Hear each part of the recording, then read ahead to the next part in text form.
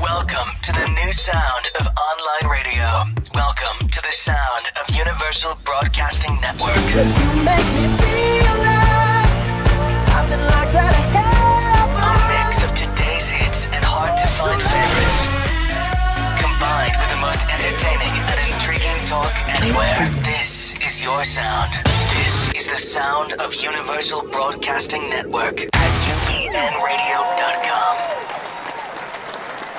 Hello, welcome to Rebel Hearts with Kristie Reeves. I'm so glad you're joining us for another episode, and I cannot wait to introduce our amazing guest for today. But before we do that, I have something going on, or we have something going on over here that I just want to share with you again. Some of you might already know it, that we are doing a swag bag giveaway. And we have some amazing sponsors for our swag bag giveaway. And the giveaway goes until the end of June. So how do you get one of these swag bags with our amazing products?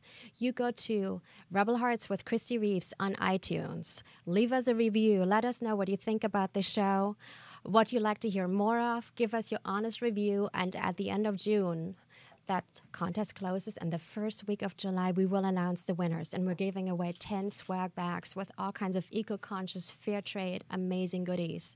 Each bag is worth more than $100, so we have some really cool, juicy stuff for you. And to say thank you to one of our sponsors, I'm going to share a little bit of information about them. Bottega Organica is one of our sponsors for the contest. Are you looking for all natural skincare products with scientifically tested results? Everything from Bottega Organica is made with 100% well-crafted and organic ingredients, formulated according to scientific discoveries on the anti-aging effectiveness of select plant extracts, designed by science, made from nature. All products are naturally produced and scientifically designed to slow the aging process and rejuvenate the skin. Bottega Organically only uses botanical serums, floral spring waters, and their own production of extra virgin olive oil. All ingredients come directly from plants that are wild harvested and grown organically at their farms in Italy and New York, straight from farm to bottle. You won't find any preservatives, emulsifier, artificial fragrances, colors, or synthetics of any kind. Visit them at www.bottegaorganica.com. And here's the awesome thing. When you place your first order, enter REBEL, R-E-B-E-L, REBEL, at the checkout for 10% off. And I absolutely love their products. And we're giving away, or the swag bags, including their lip balm, which are absolutely amazing. All right. And now to our guest. Let me tell you a little bit about today's guest, Brian Hardin. He is a conscious creator and activist, a speaker, writer, filmmaker, music producer, and composer. He has contributed to many gold records, including music with Quincy Jones, Arie, Outkast, Tenacious D, Usher, and Guns N' Roses, which used to be one of my favorite bands in the 80s. I nearly skipped my high school graduation to see them, by the way. Feelings and stuff. Brian has created films with the Dalai Lama, Quincy Jones, Eckhart Tolle, Deepak Chopra, and many other elders and spiritual teachers. He has been blessed to be able to meditate and be in ceremony with many great elder leaders from the Lakota, Hopi, Mayan, Tibetan, Inka, Mexica, Aymara, Zuni, Navajo, and Cherokee nations, just to name a few. His focus is to share messages of hope and understanding to the world, to create projects with a clear explanation of what changes are happening to humanity and how we are all unifying and collectively raising and shifting our consciousness. And I'm so glad you're here today, Brian. Well, welcome. Thank you. Welcome. Yay! Woohoo! And it's so wonderful to meet someone who's creating conscious media out there in the world and sharing the message of hope and love and the new age that is coming in. It was about 2003 that I really kind of woke up to that is what I needed to be doing from then on. What got you woken up, Brian? Well, share with us. Well, I was a near-death experience when I was 16. Okay. I died when I was 16, got to go to the light. In the process getting there, I got to review my life. And the review of my life actually was all the great things that happened to me and all the bad things that happened to me. And after each one that I reviewed, I was basically left with the question, did you learn your life's lesson? Did you learn your lesson from the problem or from the great thing? And then I finally got to this place where you would call it heaven or the light or whatever. While I had my near-death experience, I got to this spot, and I was not spoken to in English, and it wasn't like a bearded white guy that looked like Santa Claus or something. It wasn't any character at all. It was just love, kindness, compassion. It felt like home. And at that spot, I felt like I knew all. I was one with all, or one with God, or I was part of that collective consciousness.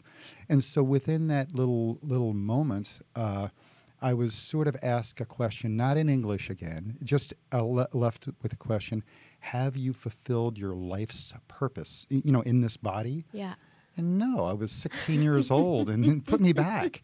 So I came shooting back into this body, and I woke up in the recovery room of the hospital, and this guy walks up to me, and I said, "Are you my angel?" He said, "No, I'm your nurse." He's like, "What question are you asking?" Yeah. Well, what I learned, though, in the process was we are all energy beings, that you're an eternal energy being. You're the spirit. You are this collective consciousness. We're all connected. And there comes the problem, because in the mind, it is all about me. Yeah. In the body, it's this physical thing that's temporary. But the spirit, body, mind, spirit, is eternal. So that eternal spirit, that was the eternal energy I'm talking about. So you have it, everybody has it on this planet, this eternal spirit. And with this eternal spirit, just like every living thing, we all want to learn, we want to grow, we want to connect. And this is universal, so we're all more similar than different. We all want happiness. Yeah. We all want appreciation. We all want love and kindness, and we want a community. And this is everybody on the planet, everything, and even the little animals, or the plants. If you try to kill it, it'll fight to the death. It'll fight. Yes. It'll fight because it wants to live. It wants to grow. It wants to have relations and leave something behind for the future generations. So this goes with the way we treat society, with the planet Earth, with each other, war, violence, and other things. All this is caveman thinking. And I feel, so my waking up was, I was feeling, not thinking, I was feeling that things were wrong. The system was wrong. The way we treat each other can be improved. Yeah. And having that at such an early age, at 16, it must have tremendously changed your life. What happened? How was life after waking up, having had that experience at the age of 16? Well, that was 1979. They didn't have a term near-death experience. So what went on inside of me was kind of a secret. I couldn't really talk to anybody because they would have thought, you're crazy. You were hallucinating. You were having issues. But since then, I realized that most everyone that has a near-death experience has that same experience, where you go to the light, you connect to all, you know all that's going on the planet and how we all are intertwined, and then when you come back, return to the body, you feel differently about the body. This body is a short little ride. The mind and ego that goes with it is a short little ride, ever-changing. But the spirit is the eternal part. So body, mind, spirit, I'm now connected more to my spirit than to my body. So I was taught how to meditate. Most people are taught how to meditate from the body up to the spirit, up to there, trying to get the body into the spirit. Well, I'm so connected to the spirit, I have to reverse it. I go from the top down into the body. Oh, interesting. I forget that I'm a body half the time. I'm such a. Have you had that ever? Yeah, where you feel like it's everything is timeless and there's like no separation. Like the physical body is not our physical boundary. Everything is just one. Yeah. Yeah. Wow. Yeah. That's amazing. So when was your wake up? I got really sick when I was in college. And after I recovered, like the doctors told me I had this illness and I was going to live on cortisone for the rest of my life at the age of 21. And I'm a rebel, so I went, when they gave me the prescription, I actually shredded it in front of the pharmacy and threw it out. And then my mom found me this naturopathic doctor who I still go and see every time I visit in Germany. And she's a friend of mine. Her son stayed with me last year when he was visiting LA. And she healed me. Within 3 months, she cured me from this incurable illness. And was it raising your frequency that you did? Was that part of it? Raising your... It was interesting that you're asking that, because she actually cured me with bioresonance frequency, which is that energetic frequency that actually goes into your cells. And they say if a sick cell swings kind of like this and the healthy one like that. So it actually sends these frequencies into your cells. So the sick one started swinging like this, and that's how I got healed. But the interesting thing is I was healed, and I was at this school that I hated, but it was the only school where I could get the degree I wanted in Germany. And I kept getting sick over and over again. And I kept having these symptoms, and she would check me out. She's like, I don't find anything wrong in your body. You're fine. And I went to Vancouver, Canada, which I feel like has this spiritual vortex energy. Oh, yeah, it's fantastic. It's incredible, and something got activated, and I had this awakening. I'm like, okay, it's the school that is making me sick. I have to change my environment in order for my body to heal, and that is what changed everything. I went back and I told the dean of the school, I'm like, this school is making me sick. I'm quitting. I'm not coming back. And literally within 48 hours, the symptoms all cleared up. Wow. And then I went back to my old school and finished the training as long distance. And my teacher, who had known since I was, 7 years old, she had had a spiritual awakening. So she kept buying all these books, and we were exchanging books for, like, at that time it was like the Cellist Team Prophecy, Mutant Message Down Under, Terry Lynn Taylor's books about angels. And that is when it really went like, whoa. And yeah, but it's like interesting how we sometimes have these experiences, no matter if it's illness or a near-death experience, where I feel like we're living our life according to the 3D, the way we're being taught our life is supposed to be lived. And then it's like something that is a little bit traumatic, and it's waking us up. Do you find that? Oh, yeah. Yeah. Well, body, mind, spirit. So we got your frequency of your body changed when your mind changed and your spirit actually got in alignment, in harmony. Yeah. I find that every crisis is an opportunity to learn and grow. Yes. So, when I told you I died, did you learn your lesson was the question as I was going towards the light. Did you learn your lesson? All these problems, all these great things that...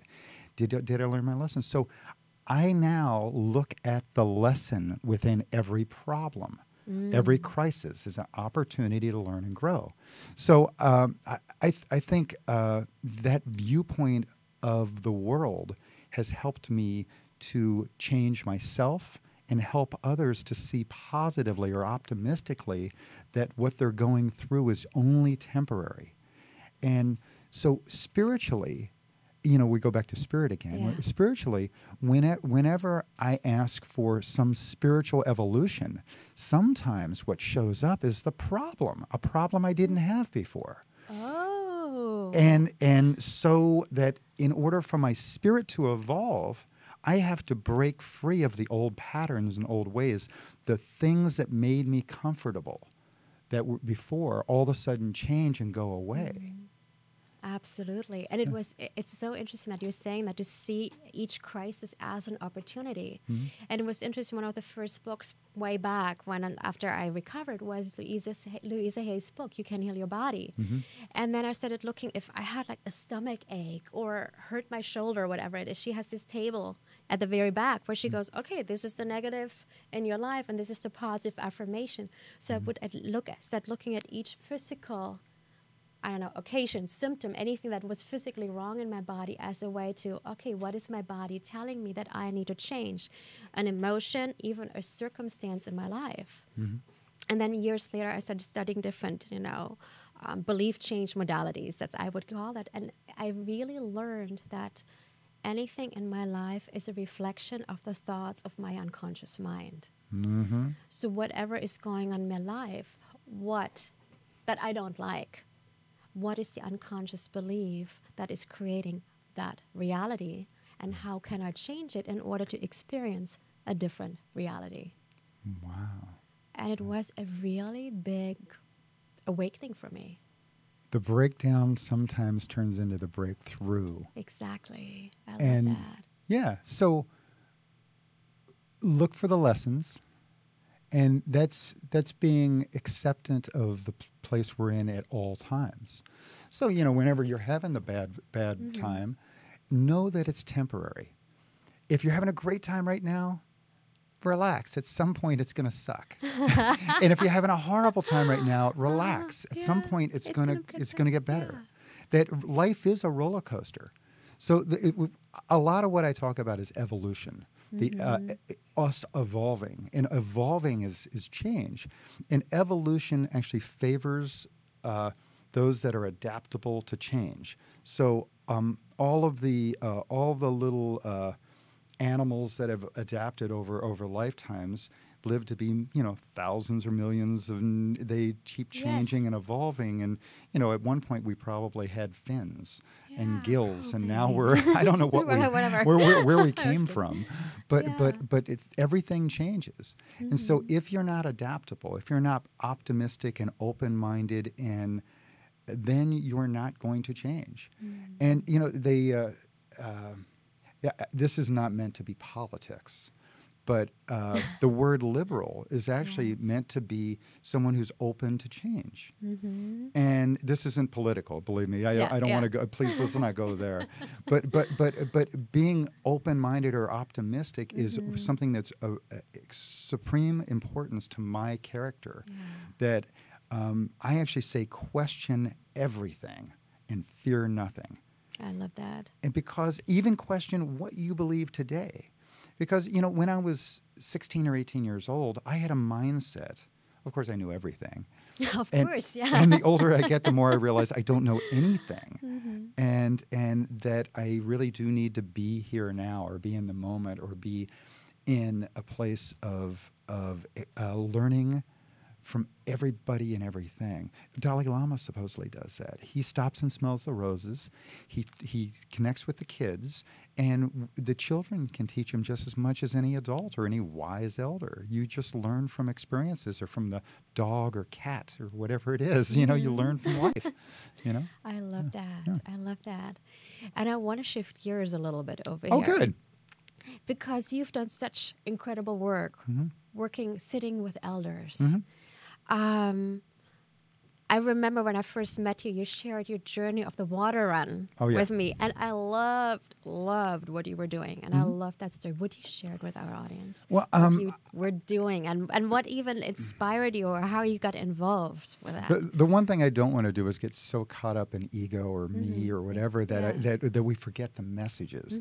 Because a lot of these things are real simple. Like spiritual lessons are real simple. So I'll try to tell you the little bits of the story, but I'll try to get to some level of what I learned. Get us to the juicy information. Get us to your the lessons that came through and the inspiration, whatever it was. All right. So, well, back in 2005, my grandmother passed away, and within 28 days, one lunar cycle, I just suddenly started doing things with Indigenous culture, and I ran 1,800 miles. Carrying water we gathered from all around the world to run from Hopi, where the Hopi Indians live, with 40 Hopi Indians and one Navajo. We ran 1,800 miles to Mexico City to be part of the World Water Forum, because water is life. And so we did this incredible event to get there. And with that event, after the event, a day or two after, we did another ceremony at Teotihuacan, which is where the pyramids are in Mexico City, which they happen to be exactly the same size pyramids as the one in Egypt. And I ended up meeting with the chief of Teotihuacan, and I was with all the Hopi, and we ended up doing a ceremony that was 500 years, prophesized for 500 years. It was the Hopi, which are cousins of the people from Teotihuacan, returning back in doing the eagle dance there. And there's a prophecy of the eagle and the condor, which the eagle, the condor, eagle of the north, when the eagle of the north comes into balance with the condor of the south, and it comes through the center, the Quetzal, the middle, like Central America, when they come into balance, there will be a time of peace. Well, that sounds kind of esoteric, but here's what it means, according to me. According to Brian. Yeah. The eagle of the north is kind of like North America, the egos, the mind, the physical masculine creation, this North American mentality of force, of masculine, of creation. And when it comes into balance with the condor of the south, which is like the feminine heart, eagle in ego, and the condor is like the heart, the intuition, the feminine attributes of love and kindness. And the eagle is about the mind and the me. And when they come into balance, we will have a time of peace. Yeah. Now, this is within me. It is within our entire Americas. It's in the whole world. When you balance your mind and your heart, you will be at peace. So if you want to create world peace, you have to create self-peace first. Yes. I can't be in disharmony in my life and be creating any peace in the world.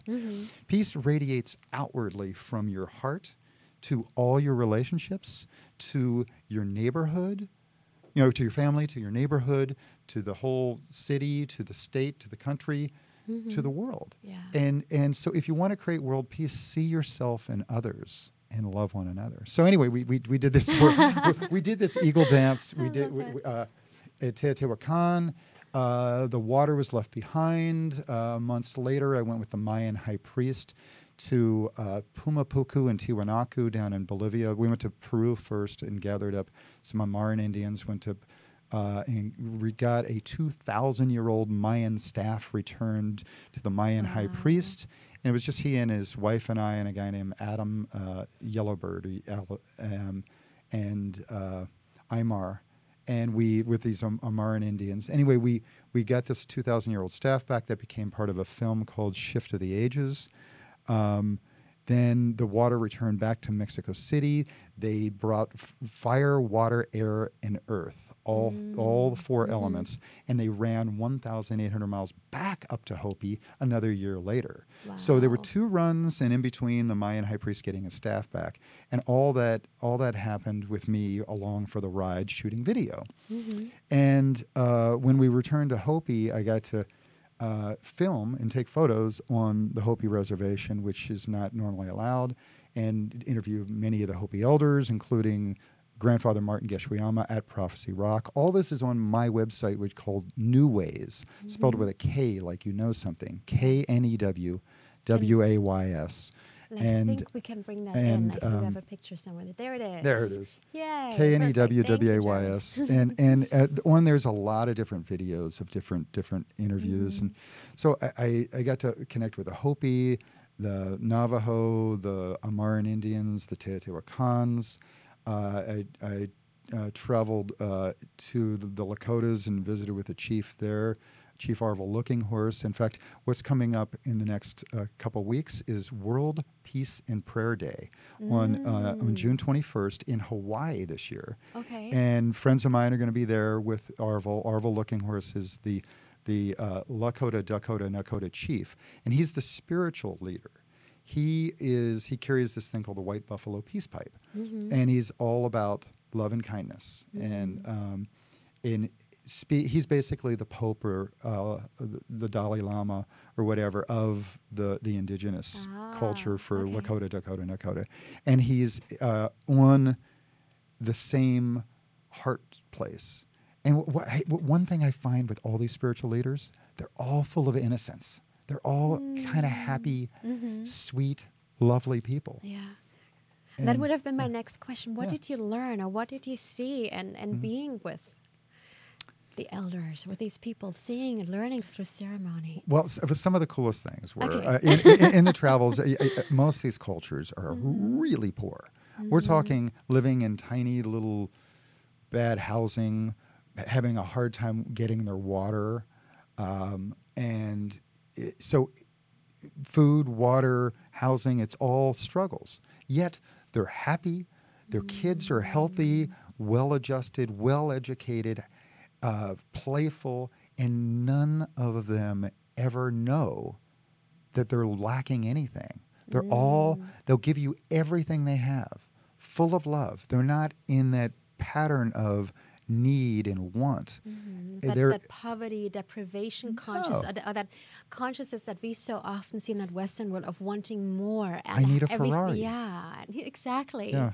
A big house, like that external validation or the external happiness that so many are seeking in our Western world. Not many of them need a Ferrari to be happy. They choose to be happy. And that's one of the big things. So we choose yum or yuck in every moment.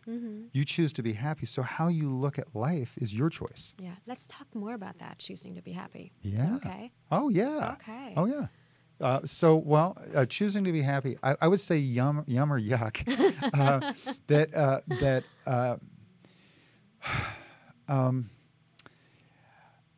Every morning when I wake up, I've been changing myself. I went to see a guy named Kyle Cease, who's a comedian. Yes.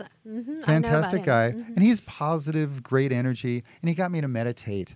I know I had learned to meditate 20 years ago, but he got me to meditate 120 days in a row every day for at least an hour a day. Well, recently, about a month and a half ago, I went to a yoga friend of mine in Nashville, and she's getting me to now meditate twice a day. So here's how I meditate. All right. The first thing I do when I meditate is realize before I get there, life is about feeling. How do you feel? Yum or yuck? Yes. And so the energy that healed you was you changing your feeling and tuning your frequency higher. And that's probably what healed you. And so with that, try this with me right now. Okay, let's do it. Fake a smile. Just close your eyes and fake a smile. And just smile. And what happens is you breathe and you relax and you're faking this smile and your chest relaxes. Your whole body unclenches. You and actually everybody's watching. Do that with us and see what happens. happens. You feel different. So instead of, I need the Ferrari to be happy, let's get that feeling of happiness first. And once you tune your frequency that of high, of joy, of innocence, of fearlessness, of open-mindedness, and it all starts going away and your frequency raises. They say enlighten. That I feel like it's lightening up, like I'm taking the heavies off my shoulders and it lets me have the wings to fly. That what happens is I start smiling and then I'm happy and my frequency changes. And that's how I start my meditation. I start with just a big goofy smile. And at first it's a fake smile. And then it becomes real. And then my feeling changes. And then my fears go away. When you're smiling, try to think of something really bad or negative or scary. It's really hard because your frequency is so high, you just don't even want to go in the mud, you know? So it pulls you out of the mud and you're in this place of love. Okay, that's a great place to start my meditation. Then I usually give some level of thanks and gratitude. What am I thankful for? I'm thankful for the water I have. I'm thankful for the beautiful sunshiny day, for another beautiful day that I get to experience and learn and grow on this planet. I'm thankful for my family and for all my relationships and, the easy times that we have it in this Western Hemisphere. So I start giving gratitude. So when you're grateful in that yum place, I can't be in the negative. You're only in one place. The Lakota call it a Wopi does Dakota and Wopi loves Lakota. They have a little ceremony where they give gratitude, give thanks. So when you're in that, you have one choice. You have yum or yuck. You can't be full of fear and full of love at the same time. You can't be full of gratitude and full of hate. You're like, choose one. Yeah. So I wake up and choose all this love and gratitude and smiling, and my frequency's right. So what sheds away from me is all the negativity and fear. Yeah. And then that's a great place to start your meditation. And so I drop into the quietness, and I just listen. I don't talk. I don't have my mind talking and chattering. I just try to listen. And it's a great place to listen from because you've already given gratitude, and you can even give forgiveness to anything that's been causing you problems, or anybody, any relationships. Give forgiveness and gratitude, and that's a great place to start, to listen from, because it might teach you, your spirit might teach you a great lesson of, oh, here's an easy way to get rid of the negativity of your relationship with this person or this situation. Here's a way to resolve. So for you, your resolve when you were ill was to change your frequency, and all the things like the negative school was making you sick and so on. Your spirit didn't want you to go the path of the school. No. Yeah, and thank you. And that was, I think, my big lesson, to actually listen to my body and say, but also to have that discernment, is there something that I need to change within myself, like such as a belief, such as, a karmic contract, whatever it is, or is it my soul saying, this, you're on the wrong path, girl, you need to go somewhere else. Yeah. And I think it's important to have that discernment, so we're like not running into an obstacle and going, I think it's the wrong path. It might be just like an old pattern. It might be a genetic code, a genetic imprinting, as I like to call it, that is keeping us from walking that path, or it might not just be might not be the right path. And I think it's important to look at these two options, so to say, or these two opportunities. So yum or yuck is your choice. Yeah. How do you want to see life? How you don't want to experience it? So all this negativity that's happening in politics and blah, blah, blah, I just turn off the TV. That's programming. It programs you to be in fear. The TV also gives you these other weird programming, like the TV shows. They show all this murder and hate and violence and dysfunctional family situations. They don't show love and kindness. And relationships as much. So I just turned off the TV when I was a kid, and it still is off. Yeah, and I think that's what's happening right now. We're exposed to so much negative imprinting, no matter if it's the news, television, even music. We had Leslie Scott on the show a while ago, who talks about sexualization through music and how it creates such low self-esteem, all the way to eating disorders in children, and how... I think, that's why I love what you're doing, to create actually media that is uplifting, that is conscious. Or, and this is something that I learned about a few years ago. There's this couple, and they're actually writing rap and hip-hop music. And it's positive affirmation rap, positive affirmation hip-hop. So they're rapping positive affirmation. And you can even say, okay, this is what I want to accomplish in my life. This is what I want to change in my life. Or these are, I don't know, some old beliefs that I have, or don't feel good enough or worthy enough. I want to have some positive music for myself.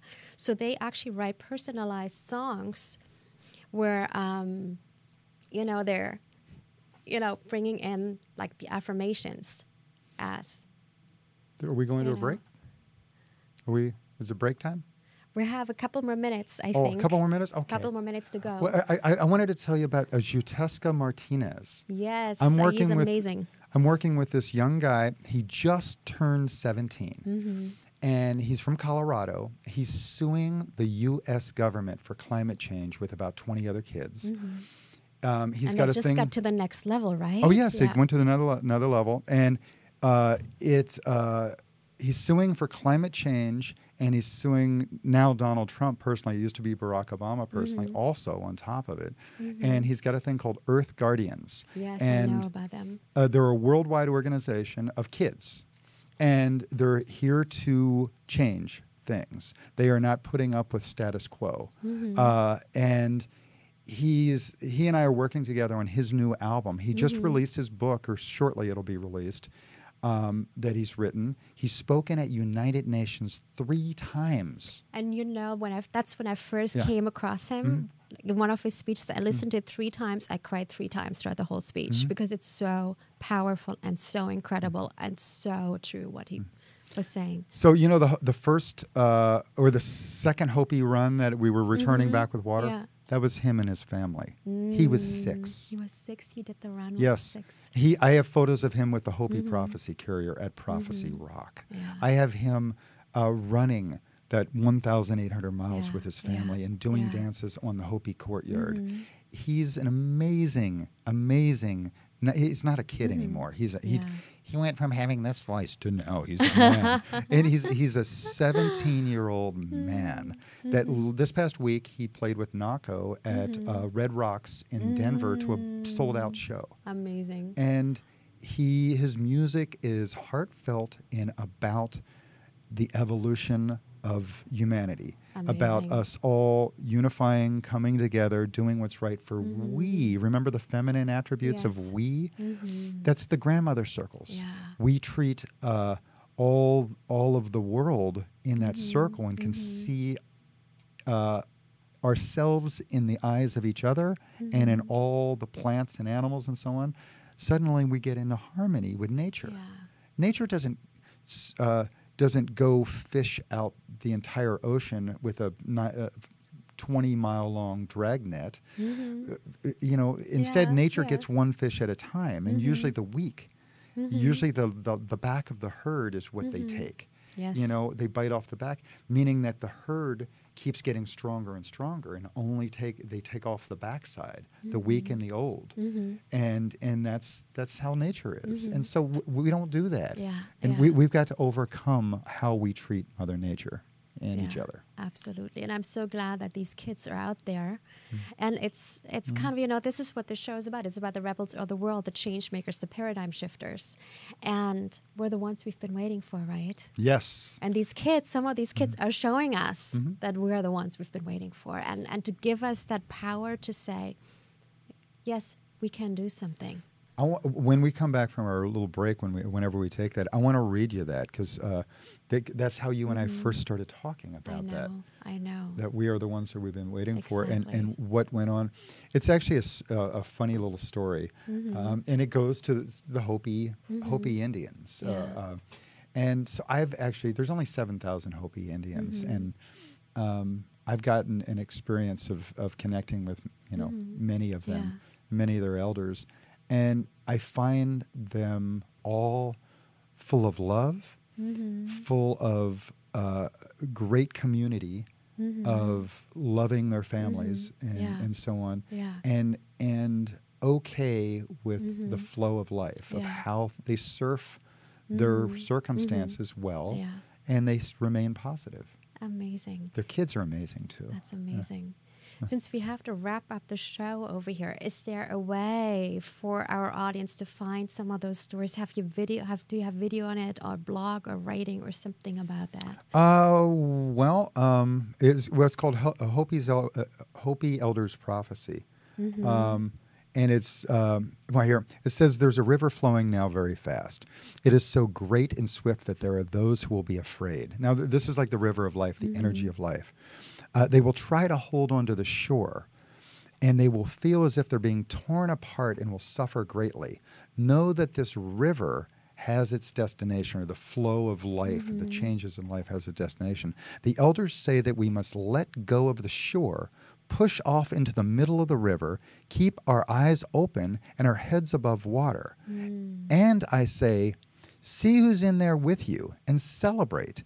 At this time in history, we are to take nothing personally, least of all ourselves. For the moment that we do, our spiritual growth and journey come to a halt. Take nothing personally. So the time of the lone wolf is over. Gather ourselves, back to the we thing again. Gather ourselves. Banish the word struggle. There's the yum and yuck thing. Banish the word struggle from your attitude and your vocabulary. All that we do now must be done in a sacred manner and in celebration. We are the ones we've been waiting for. I love that. We're the change makers. We are. And we'll have to do it together. Yeah. Yes. Yeah. I want to thank you so much for being here today. And we got your website up there, newways.com, briandharding.com. And, okay, and we just got an okay to go 10 more minutes. That is awesome. We can chat a little bit more. I love it. Oh, great. Thank you. Actually, so let's I know. chat. I know what I'd love to talk to you about. Okay, tell me. I would love to talk to you about when I was at Teotihuacan with the chief of Teotihuacan. I can't speak Spanish, and he couldn't speak English. And I don't know if what he was telling me was a really good recipe for chocolate brownies or something. Okay. But what I got from this incredible conversation, because I was writing symbolism down, and it was like he was projecting his thoughts into mine, and we were talking with symbolism and almost miming things. And here's what I got: that he told me that you could go to the levels of the pyramid underground. That each one of those pyramids at Teotihuacan are underground also. Okay. And to go to all levels of the pyramid underground and come back out alive, you had to have these 5 qualities. Okay. And he said that these were the essential elements of life, or the essential qualities of life. And here's what they are. And this is no particular order. Love. Unconditional love. And that means there's no conditions with that.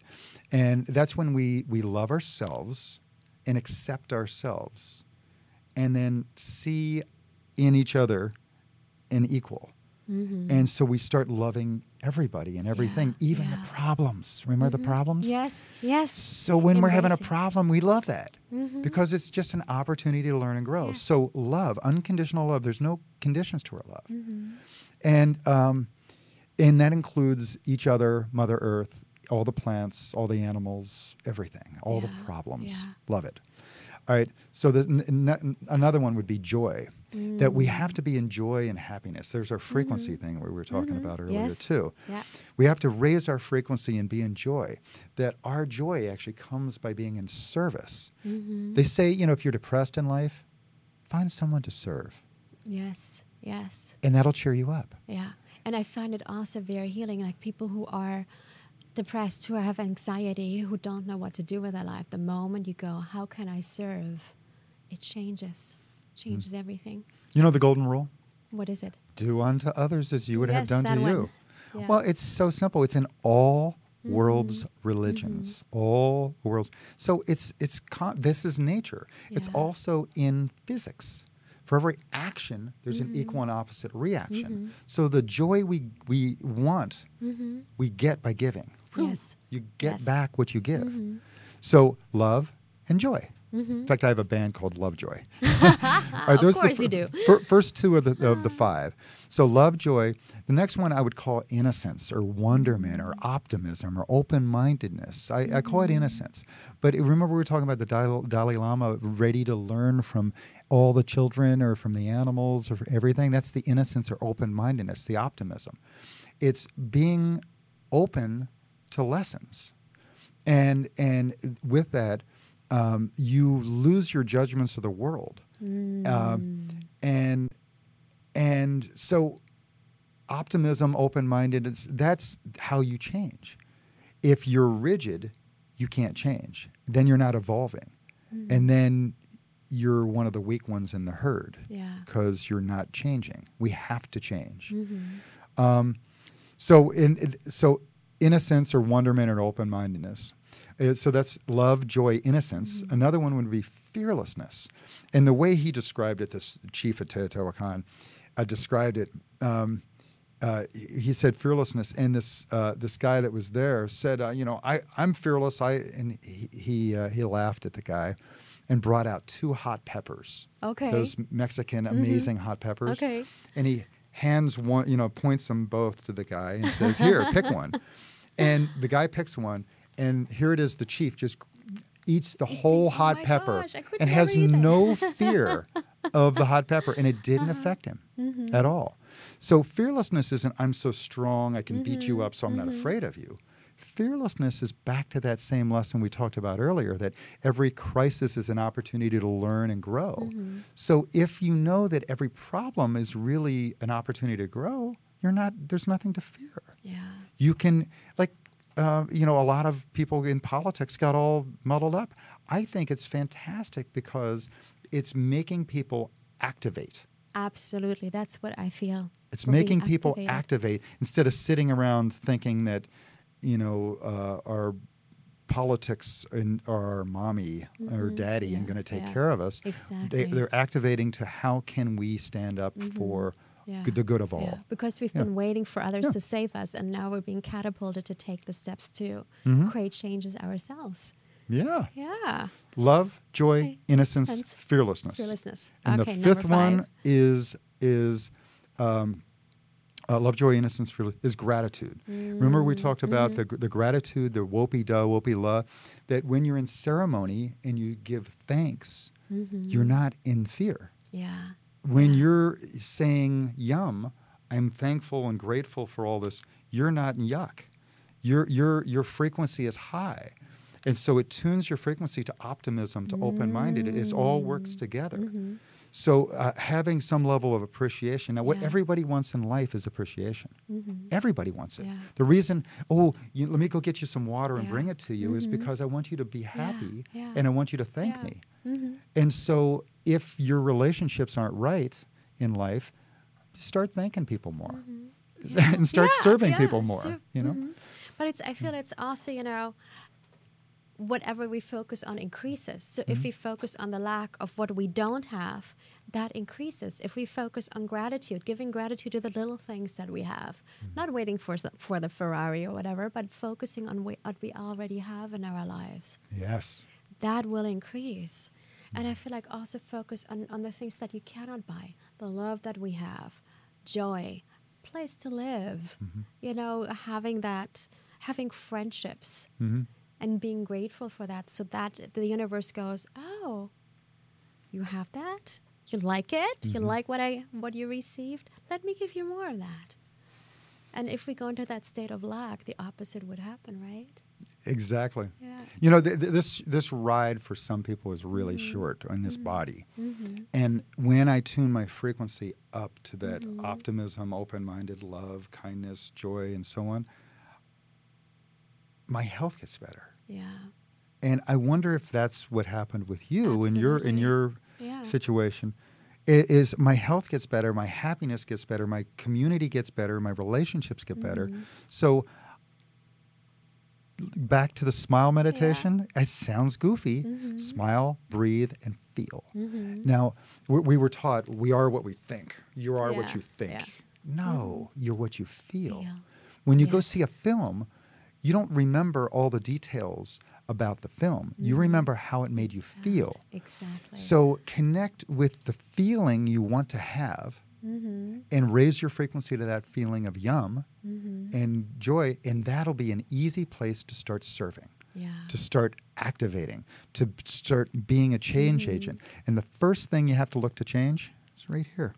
Yeah. If I want to create world peace, I've got to create peace here. If I... Yeah, it starts with you. Yeah, and so many of us get carried away with work, serve, or do. I was brought up with givers. Yeah. They gave so much that they forgot to give to themselves often. And so I've got that pattern. That's one of the things I'm breaking. Yeah. I love that. Yeah. Microcosm, macrocosm, right? Yeah. Love, joy, innocence, fearlessness, and gratitude. How about that one? Awesome. I think that's an amazing note to finish the conversation today. Yeah. Thank you so much for being here, Brian. That was amazing. I could talk to you for another hour. Well, let's go have coffee. We'll have coffee and keep chatting. But before we close up, I just want to thank one more sponsor for our swag bag contest really, really quickly. Bulletproof, and I love Bulletproof. I use the XCT oil, brain octane oil every day in my smoothie. Bulletproof, the mission of Bulletproof is to help people perform better, think faster, live better using a proven blend of ancient knowledge and brand new technologies.